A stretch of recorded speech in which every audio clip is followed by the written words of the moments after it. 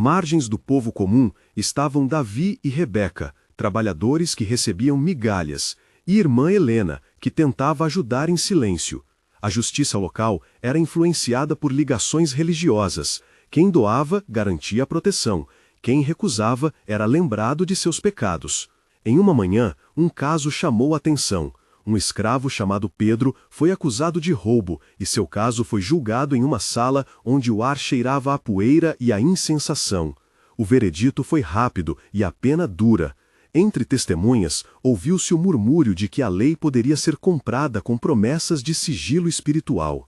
Nessa atmosfera, a palavra compaixão parecia encolher e a voz dos mais fracos era engolida por discursos grandiosos. Nas ruas, a tensão era palpável.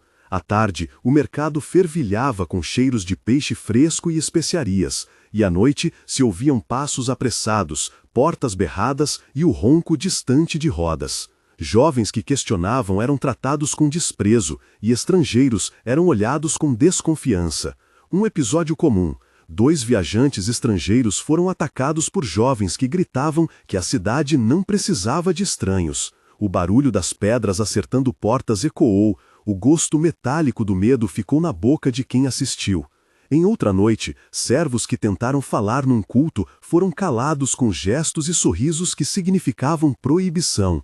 Os relatos de violência e perseguição atravessavam sussurros, e havia medo até nas refeições partilhadas. A sensação de que o voto do silêncio protegida a ordem tornava-se arma em mãos que queriam manter privilégios.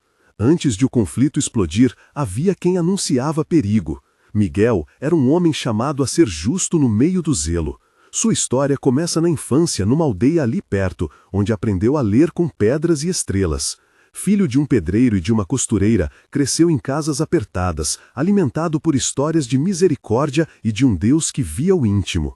Na juventude, estudou nas salas do templo, aprendeu a liturgia e a ser moderado, tinha a humildade de quem lava pés.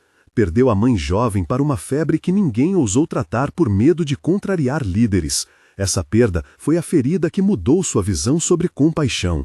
Hoje, Miguel caminhava pela comunidade com olhos que buscavam justiça, com o peso de quem conhece a dor e com a determinação de não transformar fé em silêncio que oprime. Miguel lembrava-se dos anos em que ensinou meninos a rezar, do cheiro de papel velho e das vozes que imitavam sermões.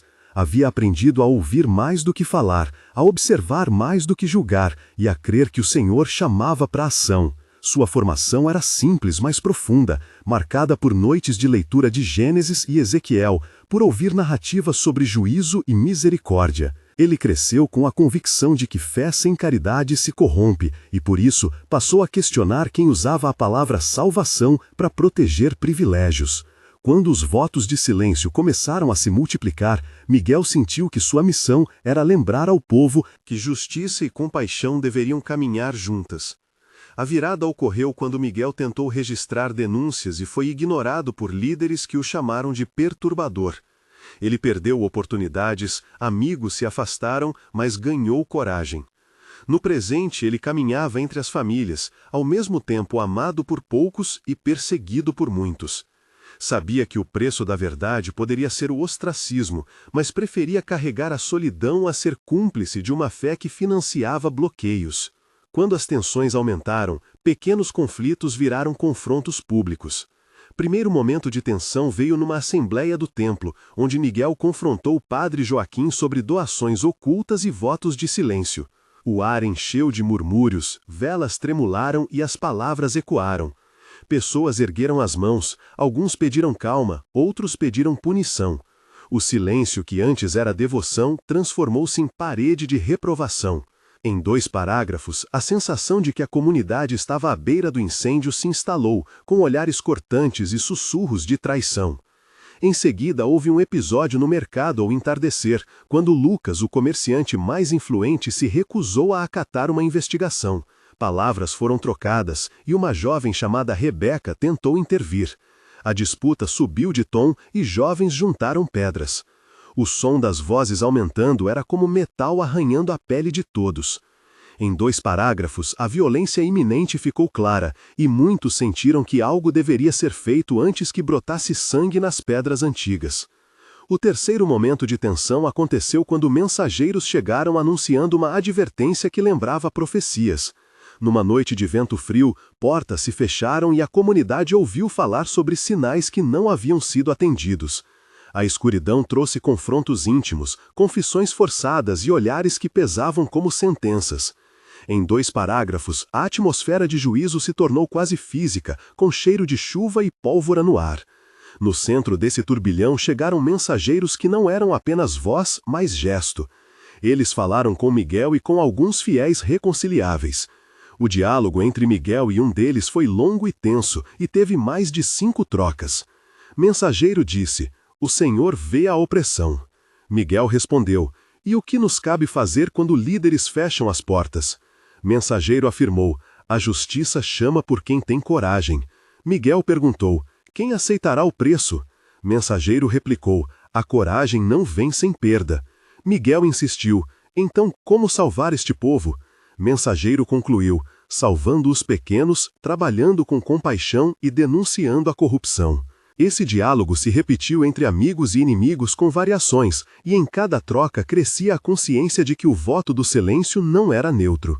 No calor da confrontação, vozes menores também apareceram. Irmã Helena sussurrou a Miguel: "Eu sempre temia dizer." Rebeca pediu ajuda em voz trêmula: "Alguém deve ouvir os que não têm voz." Davi gritou: "Basta de esconder." Elias tentou silenciar com argumento político: "Não podemos desestabilizar o templo." Pastor Daniel quebrou o silêncio e convocou: "Paz, vamos nos reunir e ouvir."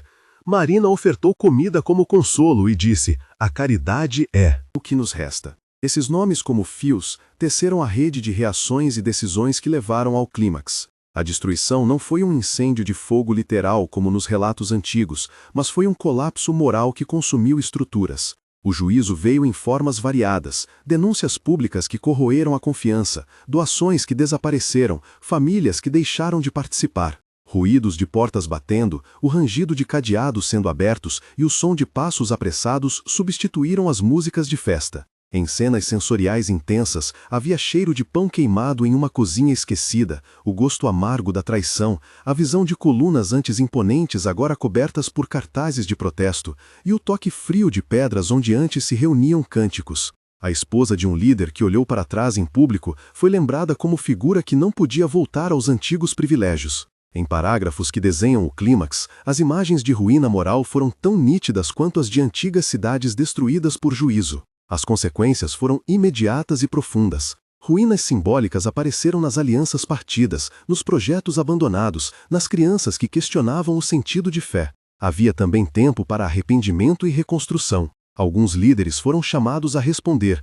e processos que misturavam normas civis e religiosas foram instaurados. A comunidade que virou de costas para a compaixão percebeu o preço do orgulho.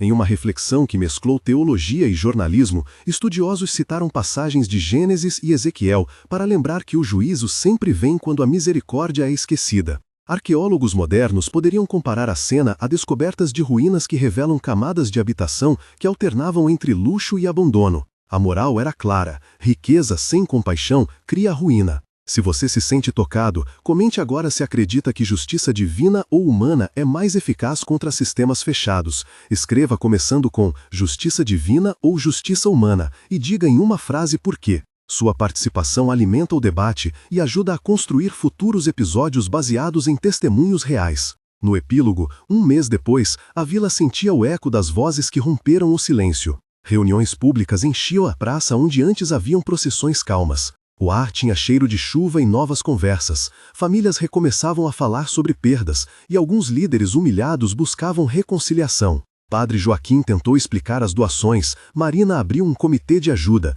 e Lucas devolveu parte dos fundos suspeitos. Havia tumulto, mas também passos em direção à reparação. A presença de Miguel era notada em conversas em bancos de praça e em rodas de oração que agora discutiam justiça. 3 meses depois, processos civis e assembleias eclodiam. Irmã Helena ajudava a documentar relatos, Rebeca liderava um grupo de apoio às vítimas e pastor Daniel mediava encontros para garantir segurança. A comunidade passou a valorizar transparência e novas regras exigiam prestação de contas. As pessoas aprenderam que fé não é desculpa para acobertar. Em termos práticos, o templo instalou um conselho de fiscalização com membros comuns, e o vereador Elias foi pressionado a declarar bens. A tensão diminuía, substituída por uma vigilância saudável.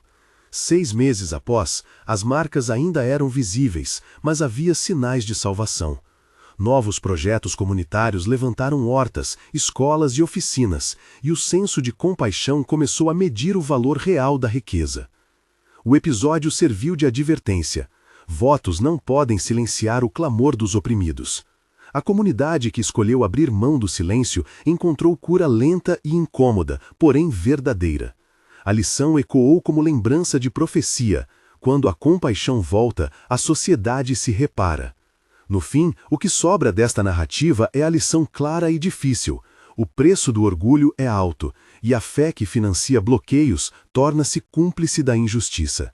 Quando a compaixão é substituída por silêncio, a sociedade se enfraquece.